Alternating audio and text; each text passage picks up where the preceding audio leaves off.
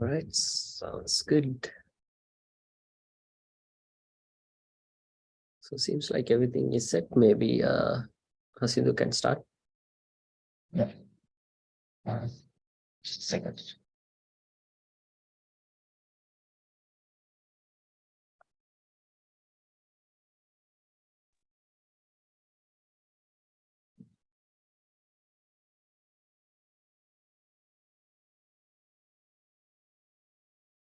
Okay.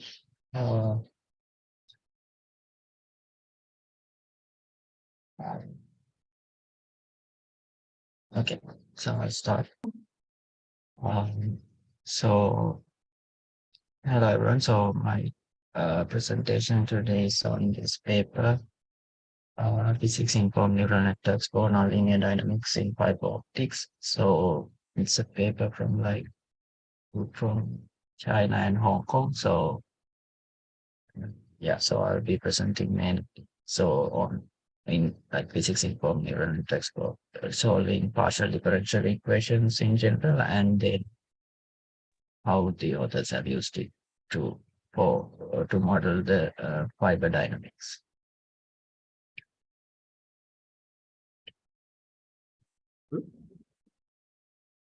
So I'll start with like a brief uh, introduction to partial differential equations. So partial differential equations are used to like describe dynamics in a physical system, like which are like explained in like uh, multivariate functions,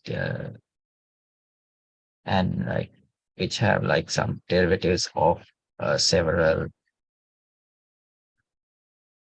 in terms of several parameters.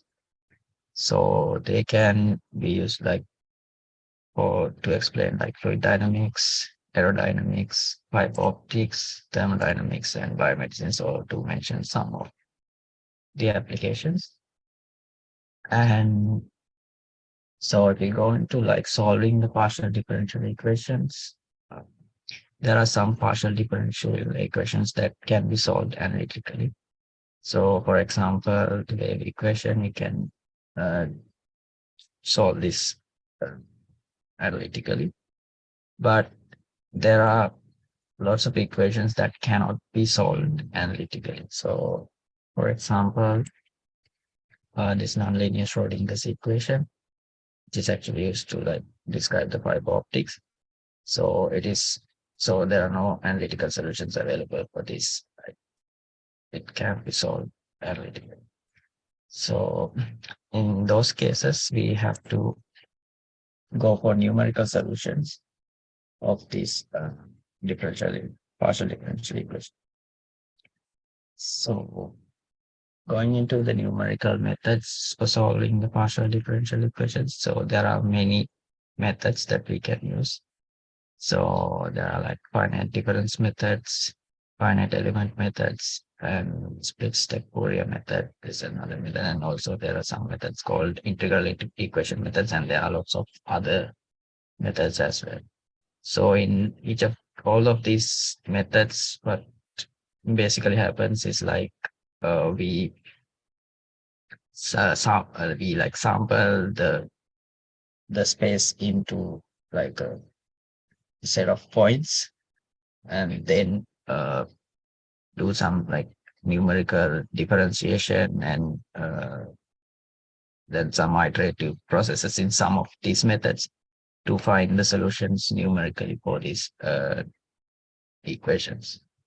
So one of the like if we go to the drawbacks of these numerical methods, like one of the main issues that they face is like in this sampling like this space. And so so for to get accurate solutions from these methods, we need to have like large number of mesh points. So and increasing this number of mesh points actually increases the computational complexity, and also it also increases the time consumption to get the solutions.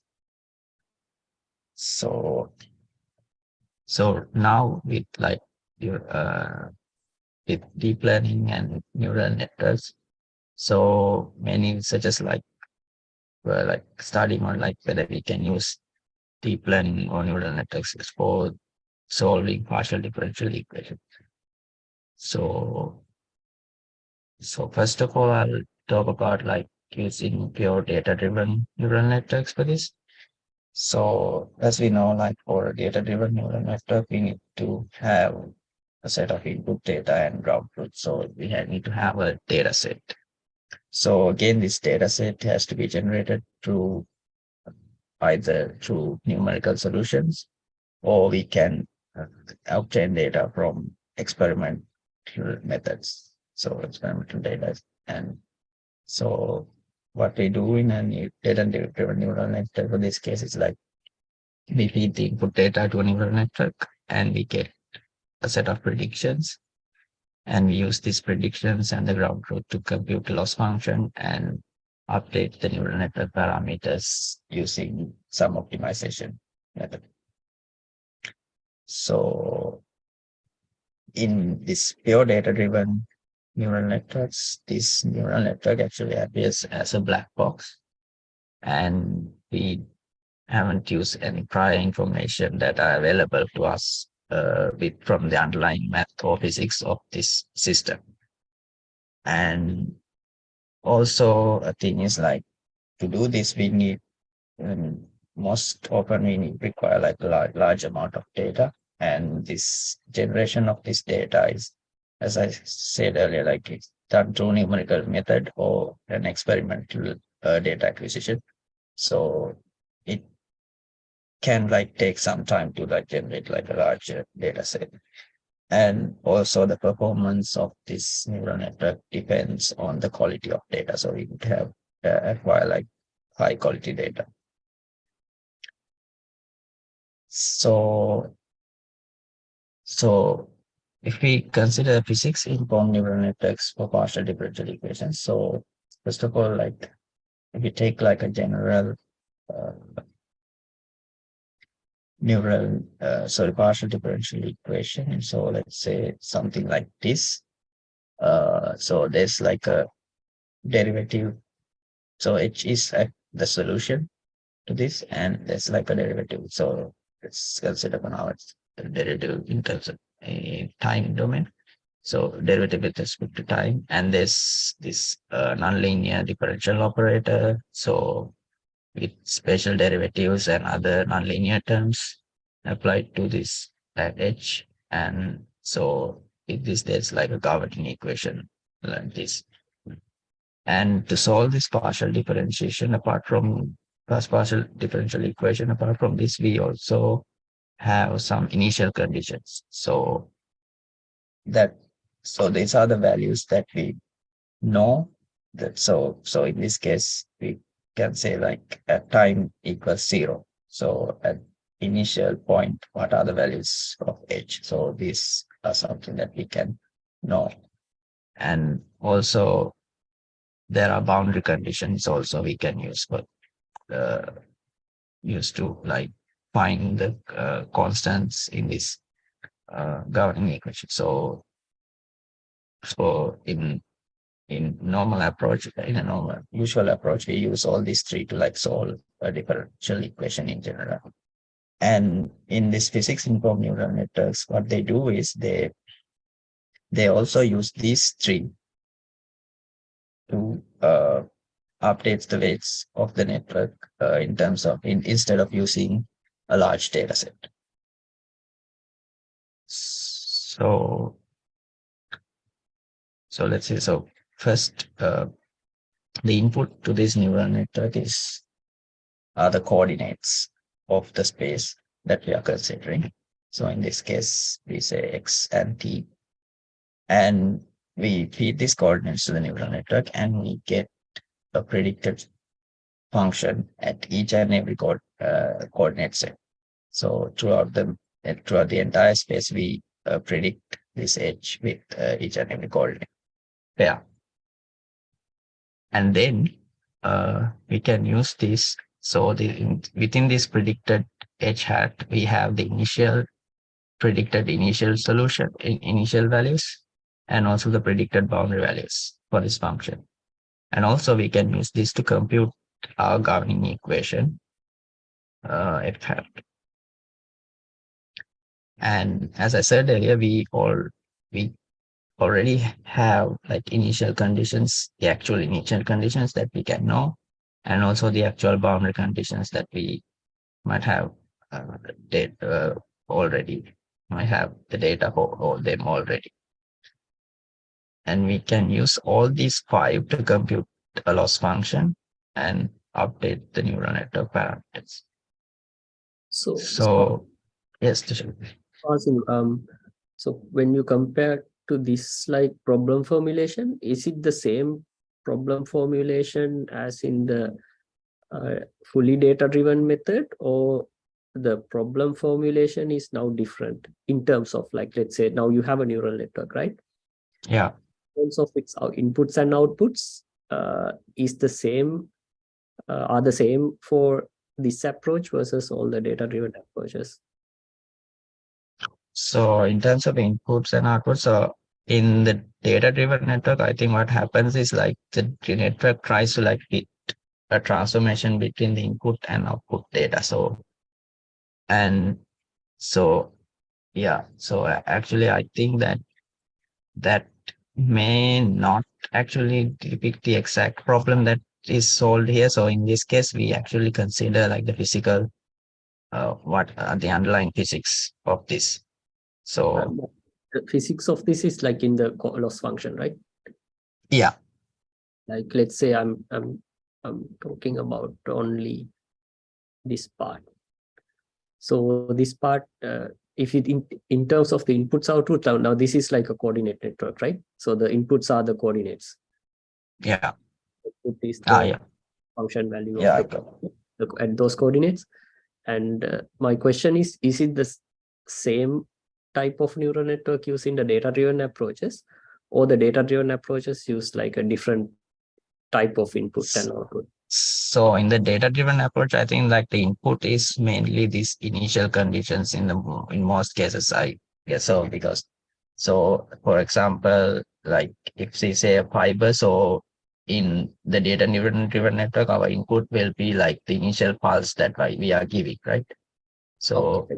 and our output will be the pulse at the end of some propagation. And but here we use that initial condition in the loss function, but we don't have the pulse. We don't need the pulse at the end. Instead of that, we use this to like to mod in the loss function to like account for that evolution, pulse evolution along the fiber. So yeah, in terms of input, I think for the neural network, this is the input in most cases, data-driven network. Okay, sounds good. And so if this loss function is like something like this. So this first term is the loss involving this governing equation. So we know that this is the left-hand side of that equation. So it's we can consider it as the mean squared error between f hat and 0. And then uh, MSE between H in the initial predicted and actual initial conditions, and the MSE between the actual and predicted boundary conditions. So, so moving on. So let's see how these authors have used this to like model the dynamics in fiber optics. So so a pulse evolution of a pulse, a complex amplitude of a pulse inside a fiber is like explained using the nonlinear Schrodinger's equation. So just to give a brief idea, so this we consider this capital H as the complex envelope of the slowly varying optical field, and P naught is the peak pulse power. So we we can normalize this H using the square root of peak pulse power. So and so this is actually done to like uh, to simplify the nonlinear Schrodinger's equation into explaining this pulse evolution through a fiber. So this is the equation that explains fiber optics. So looking at this, it's like a complex equation. So I'll just simply tell you what these terms mean. So if we take these three terms, so they actually describe the linear effects that the pulse undergo when it propagates through the fiber. So if we take terms, alpha is the power attenuation, beta 2 is called the group velocity dispersion, and beta 3 is the third order dispersion. So these are all linear effects. And these terms actually describe the nonlinear effects on the pulse. So this N is actually the relative impact of group velocity dispersion and self-phase modulation. So this self-phase modulation is a nonlinear effect. And S is called the normalized self-steepening, and tau R is called normalized intra-pulse harmonized scattering. So what we need to understand is like there are a set of linear effects and also some nonlinear effects that a pulse undergoes when it propagates through a fiber, and it can be explained using a partial differential equation like this. So in this paper, actually, so this equation, this PD is actually a complex valued one. So in the paper, authors actually simplify this into like two real valued partial differential equations. Uh, so if we take H, it has like a real part and an imaginary part. So by substituting this in the previous equation, they can simplify this equation into something like this. So into a real part and an imaginary part, which are given by these two equations. So I just added this like for the completeness. So don't really think about that too much. So we can easily simplify this into this by substitution. And now we have two real valued uh, functions which can be used to like describe the pulse evolution. So in their method, in most of their cases, these authors evaluate, they use a 2D grid in this in time and Z domain. So it's like one time axis and one spatial axis. So it's altogether a 2D case they are considering. And this grid is sampled into 256 points along the time dimension and 201 points along the Z axis. And so as for their network, so this is their method. And for the input, they give the network 256 coordinates from the input pulse, the initial pulse, and another 50,000 pulse coordinates from sampled from the 2D region. So these points are sampled using a method called space filling Latin hypercube method. So actually, I didn't go through that method in detail. So I think so. It's like a sampling strategy.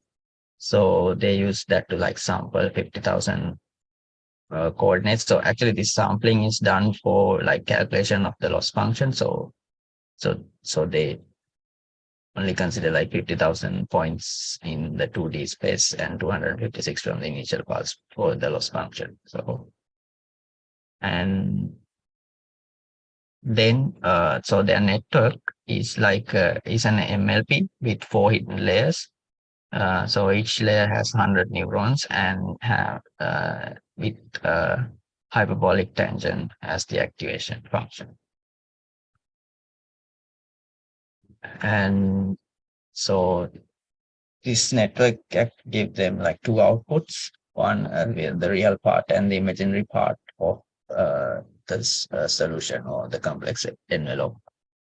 And then using these two, they use automatic differentiation to calculate the terms in the governing equations f and g.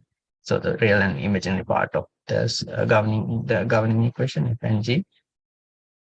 And so then they already have the initial values of u and v. So because the u and v are predicted for the entire grid by this neural network for each and every coordinate, and they use that to calculate the loss function. So in this loss function, in the initial stage, they only consider the the input pulses, that is like the initial conditions, and the governing equation only. So they don't consider any other boundary conditions.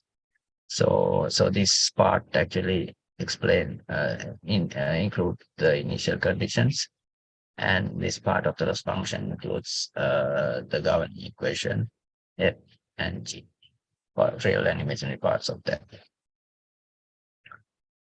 And then they update the weights of the neural network using that. And so for the optimization, they use an optimizer called LBFGS. It's based on quasi-Newton method. So it is a second order optimization method.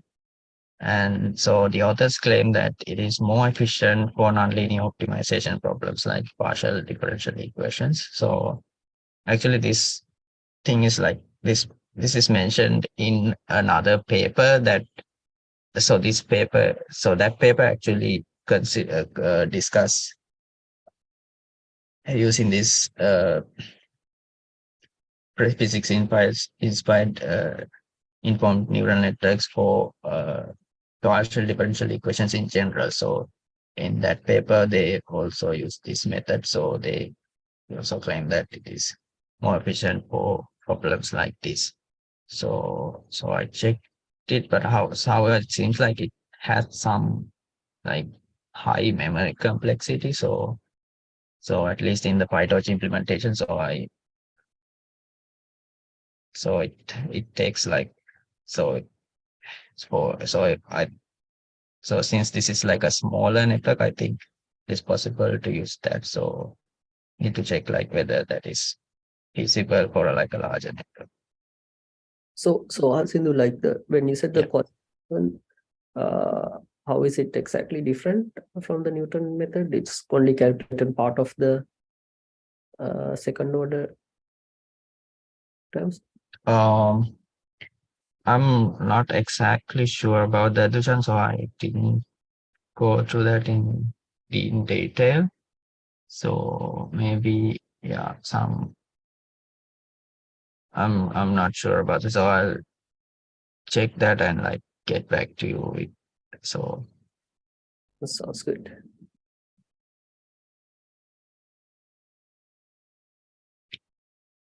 and so considering their results, so they have trained like different models to uh, see like they can like model different effects that from the fiber linear and nonlinear both on like a single mode fiber. And so as the baseline, they have generated like numerical solutions using this split step Fourier method. So they use that as the baseline, and as the performance metric, they report this L2, relative L2 error that they can compute between the network outputs and the results from the SSFM method. So I'll go through the results. So first of all, they consider like this dispersion. So dispersion is like it's a linear effect, and they consider like a case with like group velocity dispersion only. So that's with if you remember the equation is beta two, uh, some value for beta two and others are zero, and so considering the result, so this method, so the network has been able to like uh, model the fiber evolution throughout the fiber like really well con- uh, compared with the SSFM method results. So this, if I just say this, so this A and B like show the pulse evolution along in the 2D space, and so this C plot is actually the relative error plot. And so if we take the relative error in this case, like it's less than like 4.6 into 10 to the power minus 3. So the relative error is in the minus 10 to the power minus 3 range. And D is the pulse at predicted pulse, and the SSFM generated pulse at the end of the fiber, and is the spectrums of the predicted from PINN and the numerical method. And they also consider the other dispersion term, the third order dispersion only case. So in that case also, the results seems to be really good compared with the numerical method results. And the error is still like remains in 10 to the power minus 3 range. And then they include a nonlinear effect with dispersion. So this is this nonlinear effect is like self-paced modulation. So it's like a, I think it's like a first order nonlinear effect. So if we take like SPM and the group velocity dispersion, so in this case, still the error is in 10 to the power minus 3 range. And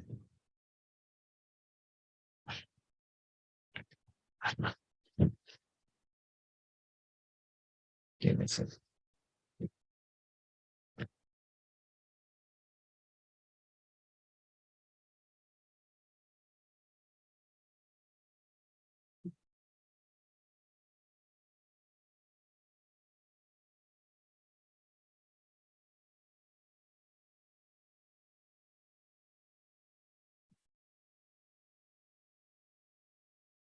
Actually, I have included the wrong plots here.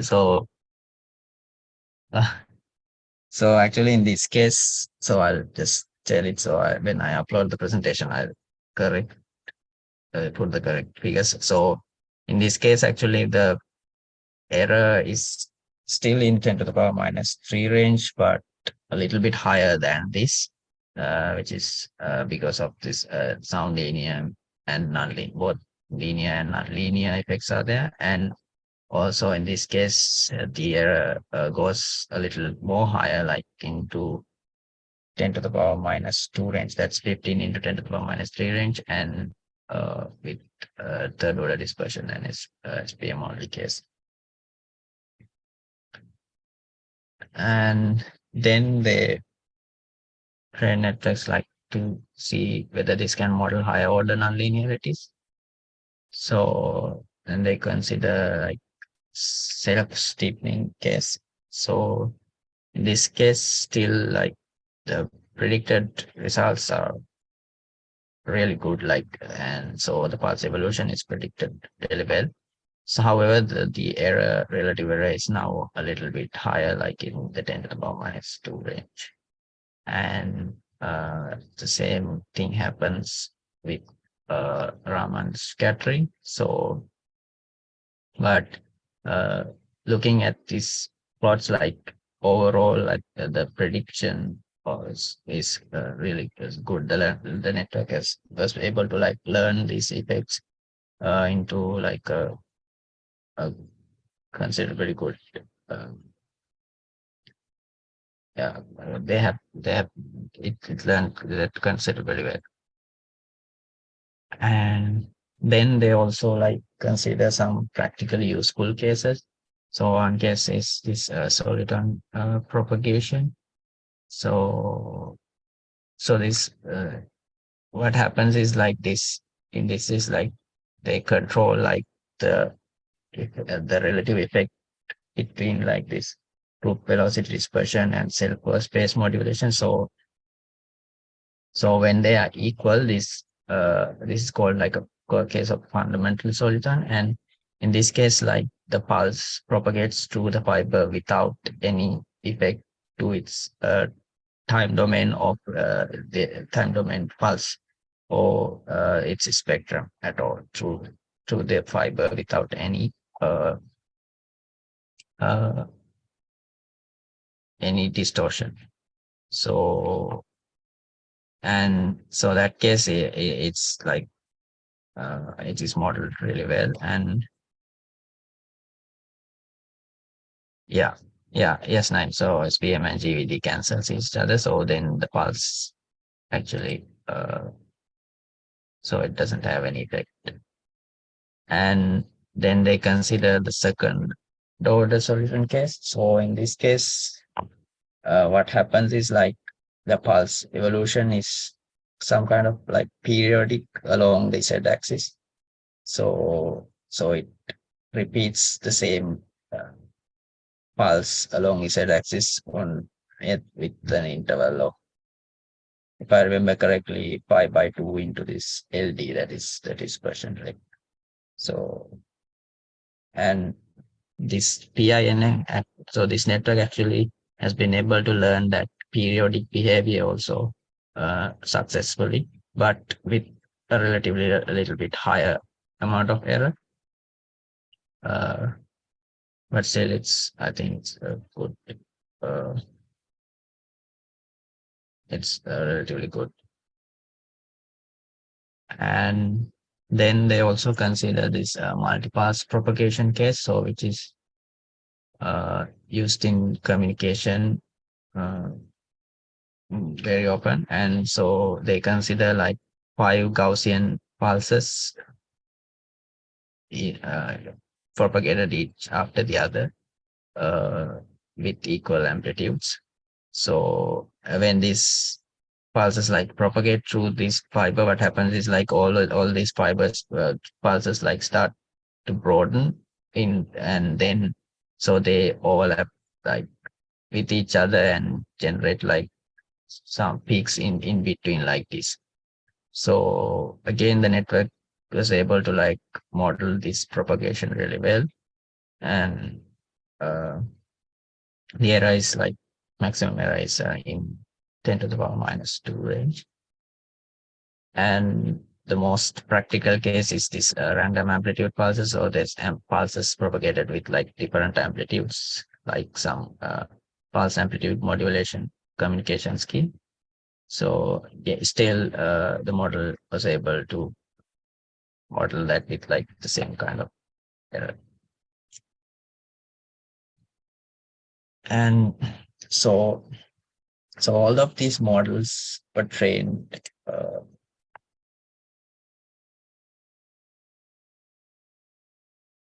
and trained for like it's trained by like incorporating like some specific initial conditions. So therefore like these models doesn't actually generalize for different input cases.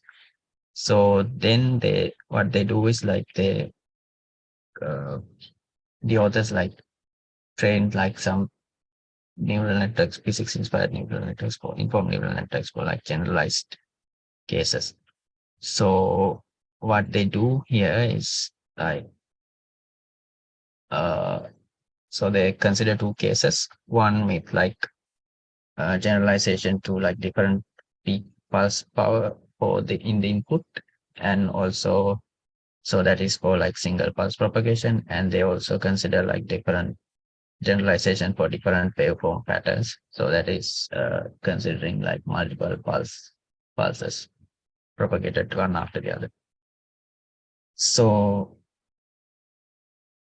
what they do is, so they uh, apart from these coordinates, they also feed these input peak pulse power or this waveform pattern as an input to the network. So they incorporate that, and the loss function is calculated like for as like summation of the previous loss function for each of these cases in different peak pulse powers and this. So if I go to the different input powers cases, so the simulation is done with these two effects, group velocity dispersion, a linear effect, and self-phase modulation, which is a nonlinear effect.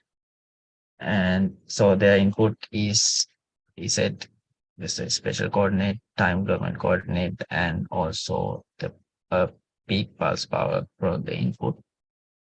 So they consider like for P during training, they consider these peak powers. So all so they consider these cases, and during the testing, they consider these peak powers.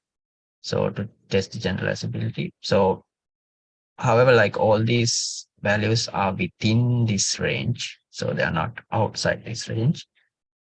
And so these are the results. So if I explain this plot, x-axis is the peak power and y-axis is the relative error. And these red dots show the cases that they are used in the training. And blue dots show the cases that the peak powers that they haven't used during training. So as the authors explain, like, so when the peak power increases, the error increases. And however, like, so these blue dots actually, uh, so they are like always in between these red dots. So the error like just don't go like higher than uh, higher like an abnormal way. So they have so the network has generalized to these cases like for different input peak powers with at least within this range, like between 0.5 and 1.5 case. So as for two examples, they give this case, this which is excluded. So this one is like p equals 1.4, which is excluded from the loss function. And this case is one included in the loss function.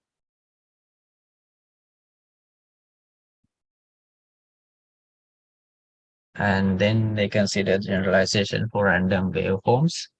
So this is so in this case also they only have GVD and SPM, and now these waveforms actually consist of 3 Gaussian pulses, and so the amplitudes of these Gaussian pulses are randomly selected from this out of these 4 amplitudes. So this is similar to like a 4 pulse amplitude modulation scheme, communication scheme. So there are like altogether, I think 24 combinations of pulses that we can, different combinations that we can use in this case. And so the input is now is at T, and the 3 amplitudes of the pulses, 3 pulses in the waveform. And out of the 24 combinations, they use only 10 for training. And for testing, they use the other 14 waveforms. And so these are the results. So this A actually showed the case with the input amplitudes of 0.75, 0.5, and 0.25 in 3 pulses. And the relative error is in the range of 10 to the power minus 3. And these are the plots of time domain pulse and also its spectrum. So this case is actually case a little bit. So they mentioned that it is a case which is like some close to one of the waveforms used during training, but not a, so none of these are used in the training, but this kind of waveform is like close. So there are like waveforms that are close to this has been used in the training. So maybe these amplitudes are changed or something like that. And in this E case, they have a case. So in this case is not anything close to what they have used in training. Like, so this is like a more different case than what they have, any case that they have used in the training. So in that case, still the model has like more learned that, but now the error is like a little bit higher. And you can see in the pulse prediction also there are like some noticeable errors closer to these sub peaks. So, so Hasindu, like if I look Yeah. at the AB, like A, B, E, and F, like figures, right? Mhm. Yeah. Color represent the error or the So the A and E are false evolution. okay? So their color represents the amplitude, and B and F are error plots. So their color represents the error. Sounds good.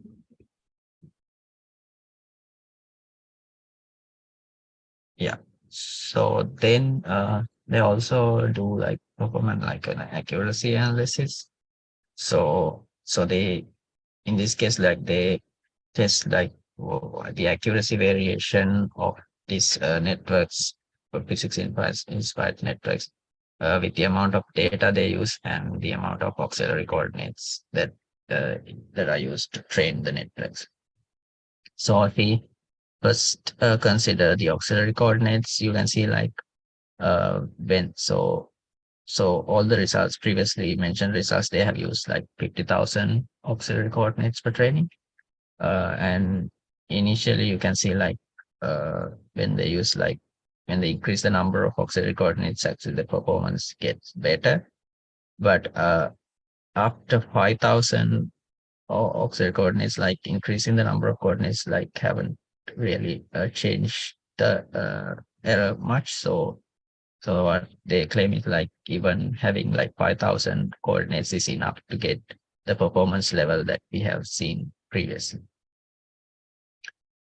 And considering like uh, the amount of data, so this yellow curve, so so it's a case like similar to that the one I explained in the method. So in this case, they only use the initial pulse in the loss function. So there are no other boundary conditions used.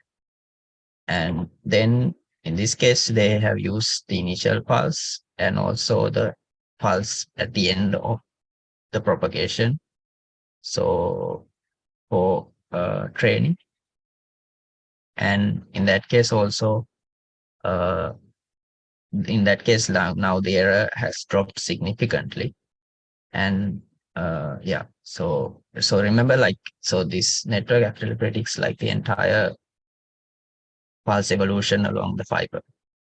So it managed to like do that in really a good uh, accuracy level, like with like just 2 pulses.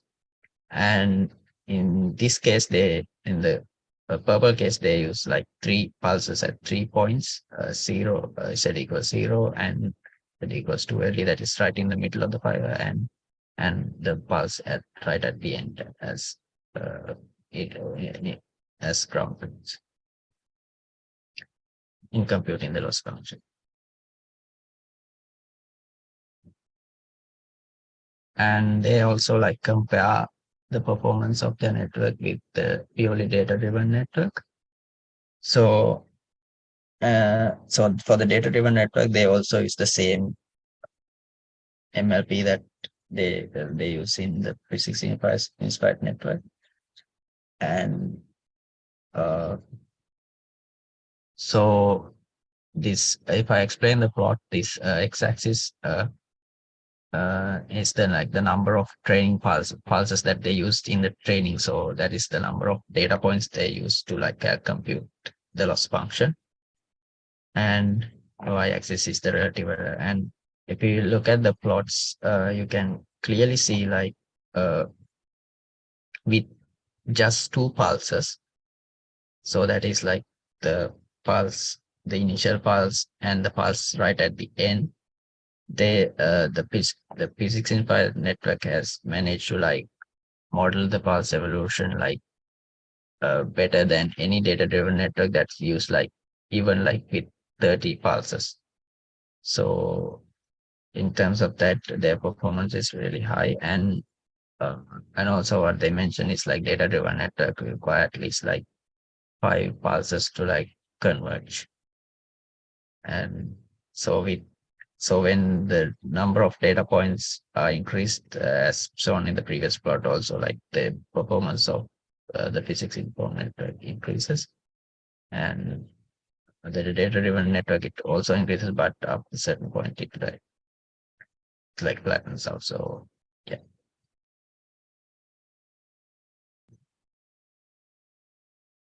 And finally, they also do a computational complexity analysis. So this compared to the numerical method they use, that's the split step Fourier method. And what the author says, like main source of complexity in both these cases are the number of multiplications they use. And in terms of the multiplications, so this is the number of multiplications in the numerical method as SSFM. And so this n step is actually the number of steps that the fiber is divided into. And this term actually comes from the FFT. So it is like, so this method actually computes uh, uh, linear and nonlinear computations alternatively. So it is in a way similar to the MLP, because in the MLP also first there's like a linear computation, then a nonlinear activation. So similarly in this numerical method, so as I understood it, computes the linear part, a linear computation first, and then a nonlinear computation like that. And this linear computations are done in the Fourier domain. So this term comes from the FFT, and these two also come from some other multiplication. So these K1 and K2, I think, so they are also related to FFT as well. So this is the equation that they give, and this number of multiplications actually increase linearly with the number of steps, and N naught is actually the number of points in the time domain. So and this is actually the number of steps in the z axis. So Hasindu, like this computational complexity is at the inference, right? Yeah, I at the mean, inference. um, So in the numerical method, yeah, it's completely in. So it is anyway in inference. it's And two. in yeah, Yeah, go ahead. I'll ask after you. yeah. So and this in this PIN actually, so their multiplications are like, so they consider the training case as well. So in even the like the not the weight update case, but they also consider the number of multiplications in computing the loss as well. So it is given by this. So these are like the total number of coordinates they use, and so n1, n2, and up to nm are the number of neurons in each layer. So and they consider this. So they mention this k3 is the number of multiplications in calculating the loss function. So yeah. And then they have like this plot uh, for like different, uh, so the number of multiplications with like the different with different propagation distances and different number of points along the time domain. And considering this, like, yeah, Trisha. I'm a little confused on that. Like, so in the pin case, the complexity is calculated for the inference, or for when you said that it's also calculated for training?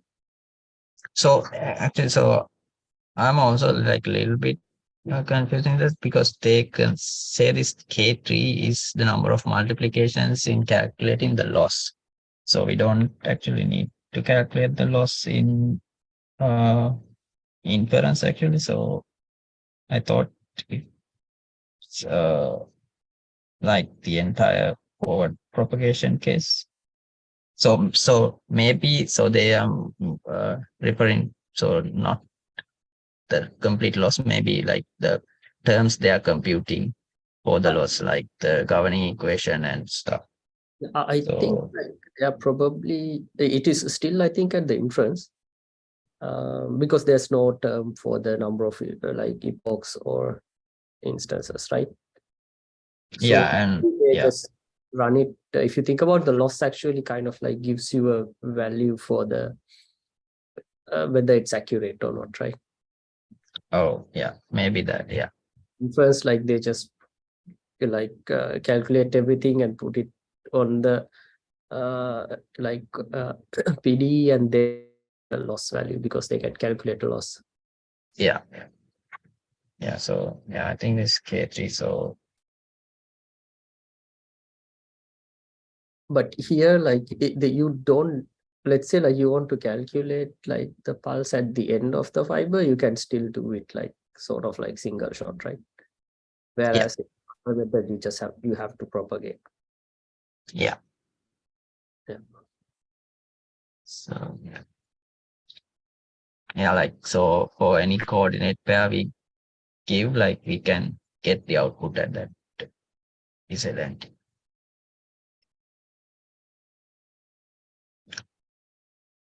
Yeah. So in terms of the graph, also like uh, this network is like has like very low number of multiplications considered to other numerical methods. So actually, especially when the propagation distance increases, this the complexity of the numerical method increases rapidly. So that is like an advantage in this uh, neural network. So as conclusions, so this the physics inspired in informed neural network have shown like good capabilities in modeling various linear and nonlinear effects in the fiber. So they actually use a single mode fiber in this case, and also it can model like practically useful cases like solution propagation and multipass propagation like that with like a minimum amount of data. And also they have shown like the capability of generalizing this into like different input pulse distributions. And so however, like one thing I noticed, like they're generalized, so they haven't tested like whether these networks can like propagate the pulses like outside the 2D grid that they have considered, like outside the auxiliary coordinates that they considered during the training. So yeah, and also they come show that this new physics informed neural networks actually outperform a similar fully data driven neural network trained on like uh, uh, many dozens of pulses more than uh, the what is used in the PINN during the training. And also in terms of computation complexity, it requires like a smaller number of multiplications compared with the numerical methods, like especially for like low distance fiber propagations. Yeah, thank you. Let's see. Do you have any questions? So anyone has any questions?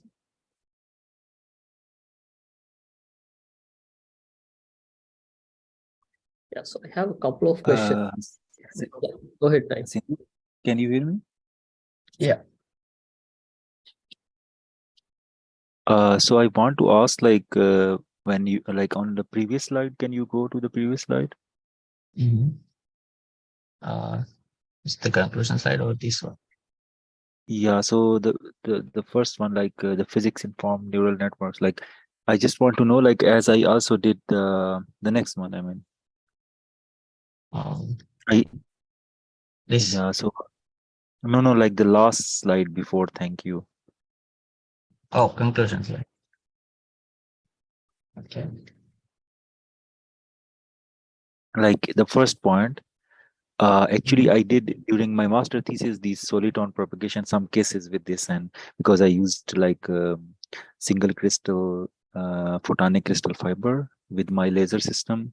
So my goal was to actually broaden the pulse to make it ultra short, and that involves the nonlinear effects and this stuff.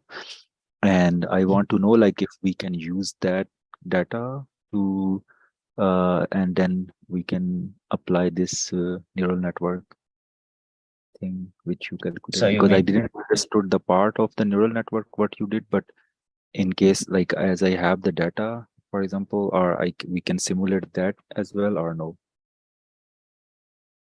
yeah, so you mean like you have experimentally collected data and we can Yeah, incorporate and yeah, help them exactly. to like train this. Yeah, Yeah, experimental so one as well, and also the computational one I have.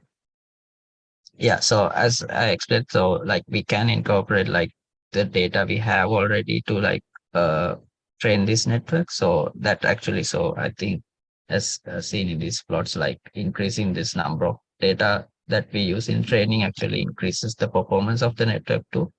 So for and like the experimental data actually, like I think so they are like obtained with like very good quality. I think they also help uh, uh, to perform to the network to perform better. And Mm-hmm. uh, but in this case, we actually don't need to collect data so much data like to train the networks. Like we only need, so even with like just the input and the output, also only with like the input we can train the network like to model the propagation like in like a considerably good with very good accuracy. Mm-hmm. Yeah, because there are also some parameters like the medium we can also use. It also depends on, like, the nonlinearity depends on a lot of factors like the length of the fiber and also the diameter of the fiber we use. And also if we use some nonlinear medium inside the fiber, for example, some gas materials like nonlinear, like there are some gases which can like enhance the nonlinearity. I mean, so there are different factors as well, like in like we can discuss maybe and I read this paper you sent me.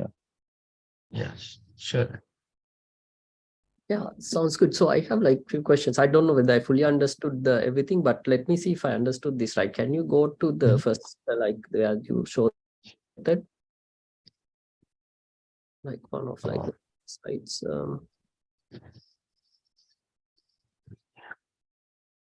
There was, You mean the physics in the network or yeah, there was a diagram of like the, yeah, maybe like this one?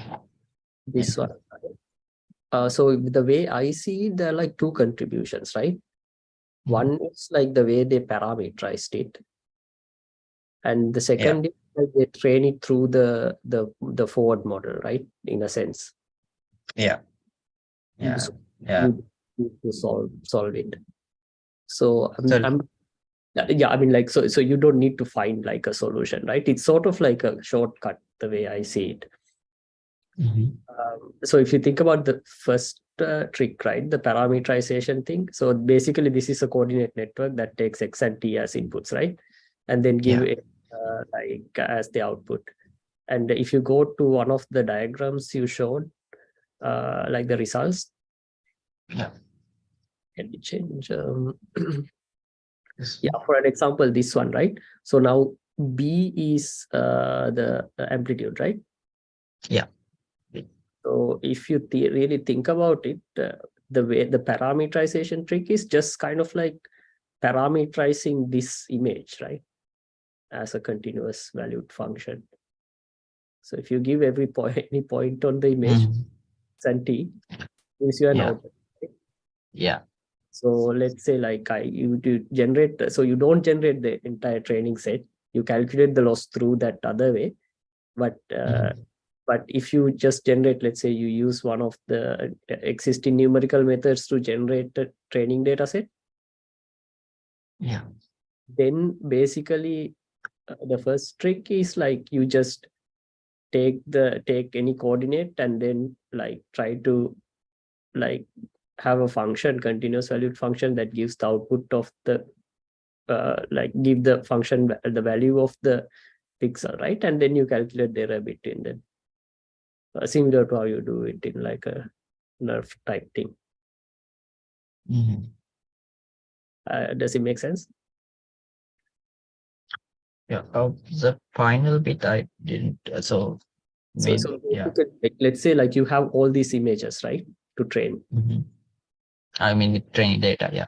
the data real method. Let's say like we don't worry about the physics stuff, you just generate the training data set.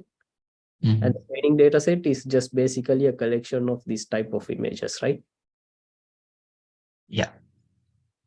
And the first trick is just like parameterizing that data distribution as a coordinate value function. Right? If you Mhm. have a function that can kind of like give you uh, give you all that, that's basically it, right? Is that not the case?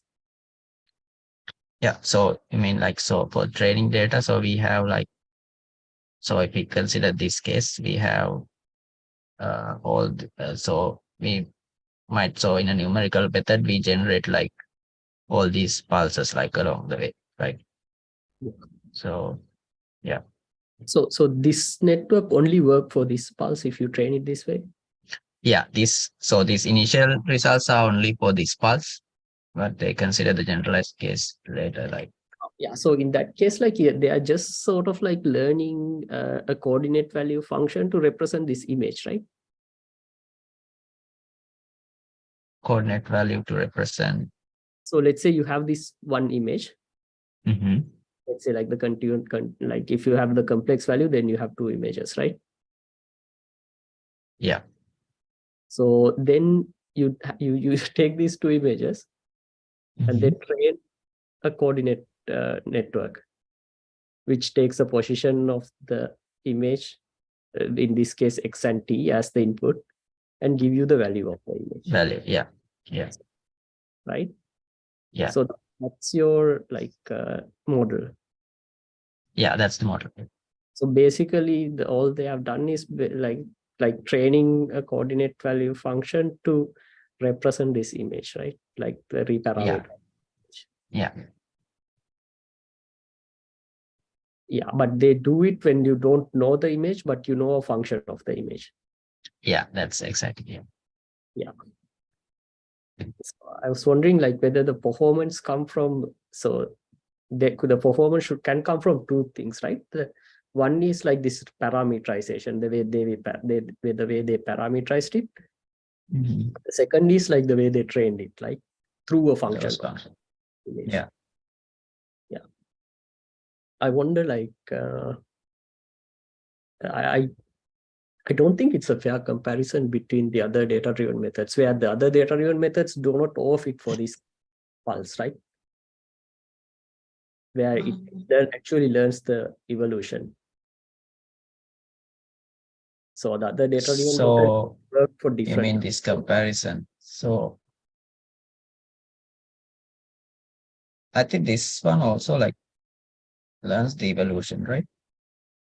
No, right? If they learn the evolution, then it should work for any type of pulse, right? It has no way of working for any type of pulse because it's all like Yeah, that's true. But I think in this comparison, I think they have used like the similar cases for both the networks. Yeah, but what I'm saying is like, say, You mean in general other data-driven networks? even for the Yeah. other like 4 pulse, like different initial conditions, it is simply Mhm. sort of like parameterizing couple of images. You mean like because of, Even I this, mean the same thing. It's the same thing with like different yeah, number of yes. cases. Now you have a third input 10. Mhm. So based on how many values the third input 10 can take, you will have a number of images, right? Third input, I assume, is a discrete value, right? N is a discrete value.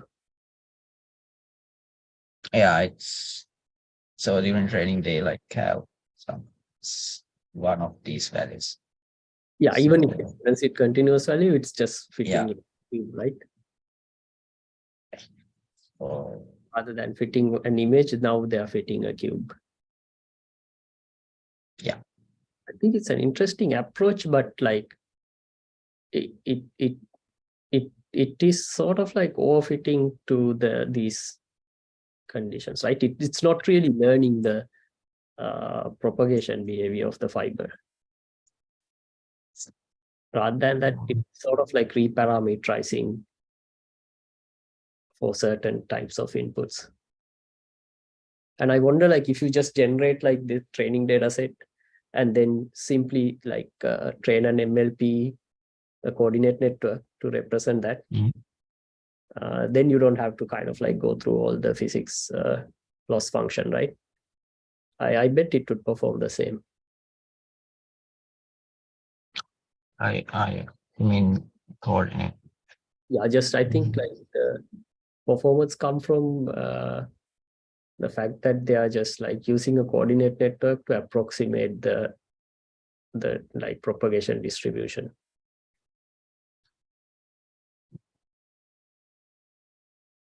But it's interesting the way they kind of like trained it through the function of the because then you don't have to generate the training data. Yeah. It's no need to generate data. Yeah, but I think like it's not really a solution. It has different applications, but I think like this is not really solving it's not a solution for In general terms, I mean like in a general case. in general cases. Yeah. Yeah. So Yeah, but definitely it's a very interesting approach, right? so in as for like a data driven network also, like you think like if we use like this like regular this physical loss as like a regularization, like, so it's like actually like this thing also with like a lot of data, so whether that like convert better might be like because our data is like so in our like in the work the work that we do with D2Ns, I think like in that case we use like physics inside our network, right? So that Yeah, we parameterize the network as a yeah. coordinate valued function. That would probably help. Yeah, yeah, it's basically a reparameterization Mm. of the thing.